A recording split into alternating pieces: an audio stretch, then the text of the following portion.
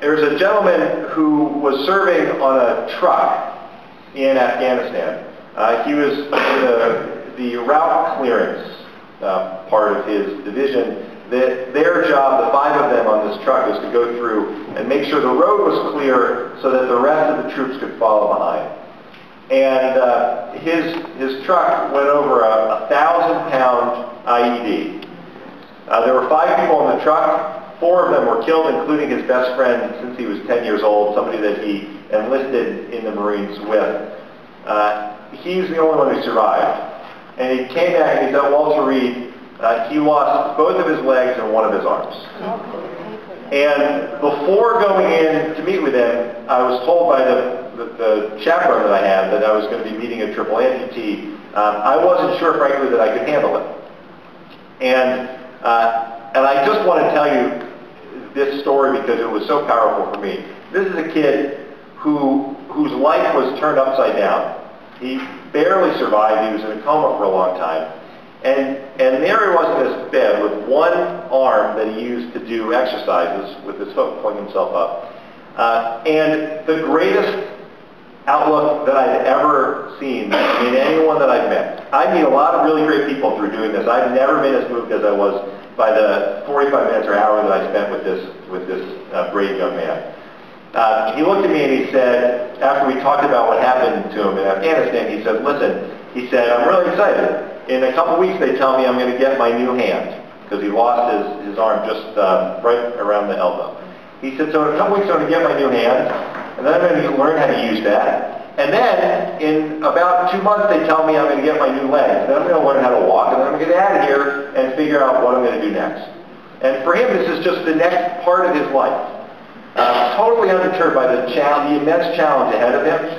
And I walked out of there and I wanted to, with the desire to share the story with everyone that I can in the district, because we have 100,000 troops in Afghanistan right now.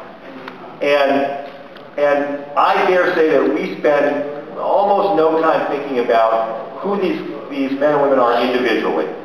And having had the opportunity to spend time with him and a number of others while I was visiting Walter Reed, drove home the importance of why this debate about what we're doing in Afghanistan is so important, why we need to continue to have the debate. This is not an easy issue. But I know that as we talk about the budget, as we talk about how we're going to reduce the deficit, all the things that we need to do domestically, we can't for 1 second forget that there are 100,000 men and women just like this guy who are in Afghanistan right now putting their lives at risk only because they've been asked to. And it is our obligation, I believe more strongly than ever, that we as a country have to do everything we can for these men and women. When they go to serve and when they come home, we have to do everything we can and that we must to make sure that they're reintegrated into our economy, into society, and that they have everything they can to help them and to help their families. This is not something that I typically talk about, but I was so moved. I wanted to share the story with you. We should be so unbelievably proud. However you feel about the war, and I think we need to have a discussion about bringing these troops home, but however you feel about the war, we should be so unbelievably proud of the men and women who serve this country. And I've said this before, I had occasion to go to Walter Reed to do this, to meet him. But every time you see someone who serves this country who is in uniform, you should thank them for the job that they're doing. It is incredibly important. We should be proud of them. This is, despite all of the partisanship in Washington and in Tallahassee, at the end of the day, the greatest responsibility we have is to provide security for Americans, and that's what these kids do all the time.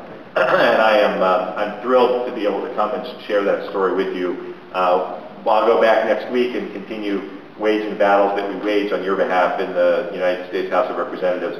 But I wanted you to know that there are some things that sometimes we too often take for granted, and we can't. And I'm glad to be able to share that with you. So thank you, everyone. It's great to see you. And,